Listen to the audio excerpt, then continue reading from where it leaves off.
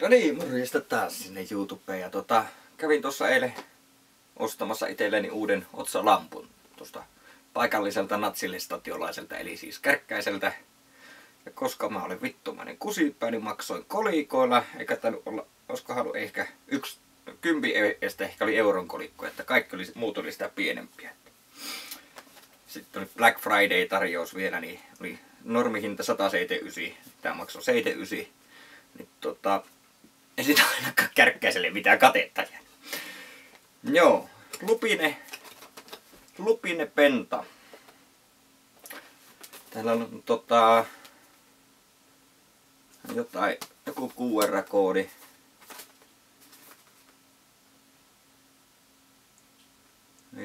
Firma on ainakin saksalainen, onkohan itse lamppukin tehty Saksassa, ei lue ainakaan täällä missään, että missä on tehty. Täällä on sitten jotain teknisiä speksejä. 1100 lumenia asti, 3 valkoista, 2 punaista lediä. Bla bla bla. Erinäköisiä moodeja. Modular dismountable design, joo. USB-C-lataus, hyvä. Aina USB-C on aina hyvä. Pitäisi kestää kylmää.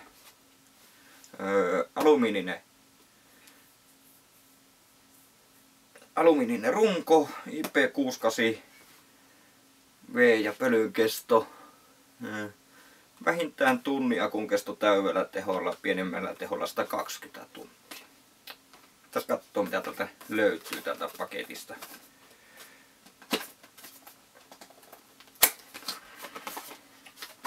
Ensimmäisenä täällä on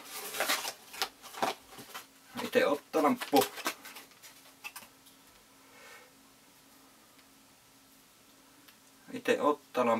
Joo. Täällä on tämmönen, saa säilyttää kulumaa. Tuolla on tuo USB-C-portti. Tässä on sitten 2 painiketta päällä. Onpa saakelin jäykkä tuo kumi, mene paikalle, kun se otti tuon pahviin kiinni, niin se lähti auki. Tästä näköjään vaihdetaan punaista valoa tosta ja tosta sitten valkoista valoa. No, tässä nyt näyttäisi ihan kirkkautta, näyttäisi olevan ihan riittävästi. Nuo. Sain jopa pois sen päältäkin. Mitä muuta täältä löytyy? Käyttöohje.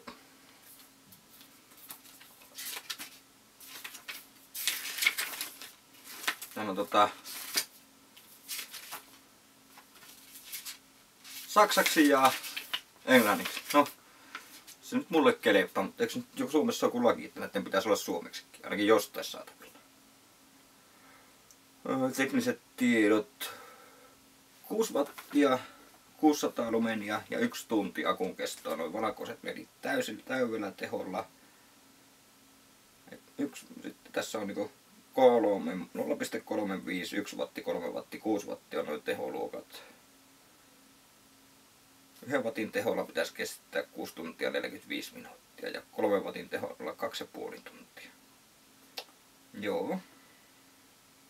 Sitten on vielä joku Boost Mode, 10 wattia, 1100 lumenia. Akun kesto on tai siis 1800 milliamperituntia ja 3,7 wattia. 6,7 wattituntia. 86 grammaa pelkkä tää lamppu ja sitten 110 grammaa otsapannan kanssa, joo. Joo. Mitäs muuta täältä löytyy? Meillä on sitten tää otsapanta.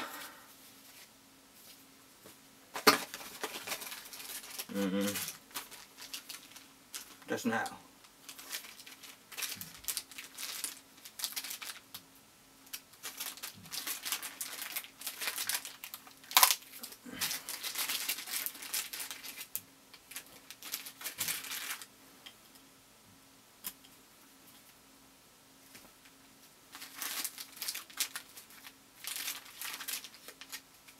Ahaa, joo, nää on liimattava kypäräkiinnike tämmönen.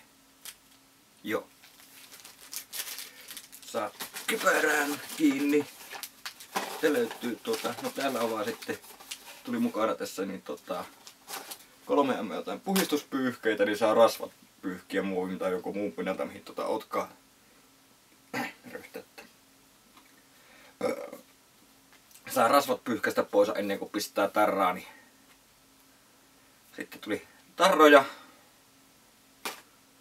ja USB-C-kaapeli. Joo. No taas sitten tätä itse lamppua vielä.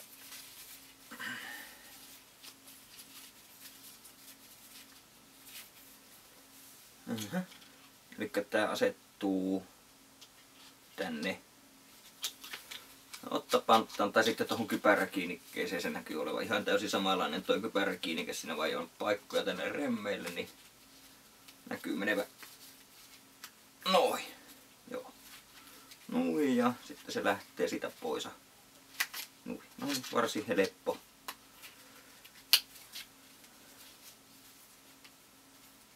Mites tässä meni nää?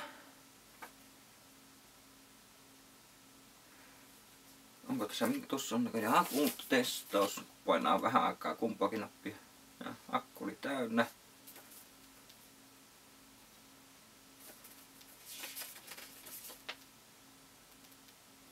Tää on nyt vissiin se boostitila, joo.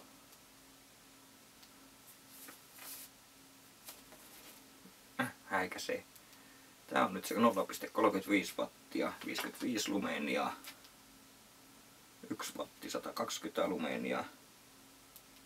3 wattia, 340 lumeenia ja 6 wattia, 600 lumeenia ja tää on sitten se boostitila. 10 wattia, 1100 lumeenia. Joo. Mitäs tuntuu, että on päässä?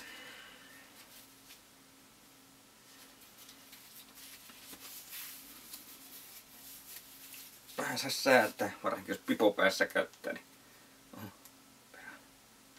jos pipo päässä käyttää, niin ehkä saisi pikkusen olla säätää, että tätä on vähän tiukan tuntunen. No toisaalta pysyy vähän ainakin. Joo. Mut siis joo. Valotehoa ainakin näyttäisi tällainen pikaisen kokeilun perusteella tässä sisällä niin piisaavan ja siihen nähdään tää alumiinirunkonen. On tää. Ei se on muovia, niin yllättävän kevyt. Oletin, että olisi ollut vähän ehkä raskaampi. Mutta toisaalta on kyllä sen tuntunut, että tää voisi jopa meikäläisen käytössä kestää. Ja sitten kun tässä on toi USB-C-lataus, niin tän saa ladattua. Että varsinkin toi mikro-USBihan on oikein pahamainen siitä, että se ei kestä se liitin mitään. Ja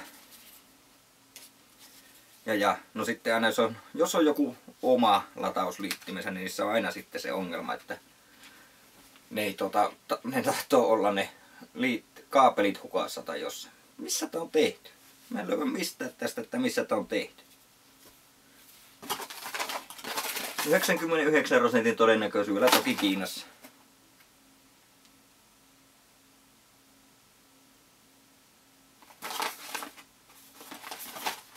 Missä tää on tehty? Kovasti vaan Saksasta puhutaan, mutta en mä, kun ei lue missä, että Made in Germany, niin oletan, että ei ole silloin tehty Saksassa. Että jos olisi tehty Saksassa, niin kyllä se nyt yleensä sanotaan, että on tehty Saksassa. Joo. Joo, sillä tuohon 79 € hintaan, niin on ihan tyytyväinen kyllä tähän näin niin ensitunnelmien perusteella. Jos olisi se 179 € tästä maksanut, niin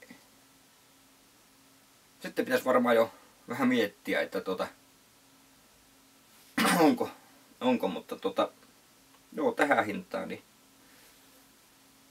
eikö tuollakin ole vaan akuutievot. Niin tässä oli tää on ruuveilla kasassa. Tää takakuori on ruuveillakin, niin tämän akun pystyy vaihtamaan. Se on suunniteltu niin, että sen pystyy vaihtamaan. Toki niin, se niinku oli yksi syy, minkä takia tämä nyt osti, kun no halappis ottolamput tuppaa aina olemaan, että jos ei ole se latausportti rikki tai latauskaapeli hukassa, niin sitten siitä menee akku niin huonoksi, että se ei pidä enää virtaa. Ne on yleensä aina kasattu jollain muoviklipsuilla ja liimalla, että se on se on sitten paskana, kun sen aukaset. Ja jos siihen nyt jostain löytyy sopiva akku. Mut joo, pitää kokeilla tätä tuossa iltasella. Kun nakkaa pimeitä tulla, niin tuossa takapihalla käyvä paikka. Että kun tuossa on nyt toi tieremontti menossa, niin ei ole katuvalojakaan, niin siinä on aika pimeitäkin tuossa pihalla. Niin pitää kokeilla iltasella. Mut joo, semmonen unboxing ja ensitunnelmat tästä vehkeestä. Sommor. Sitä kanavaa tilaukseen.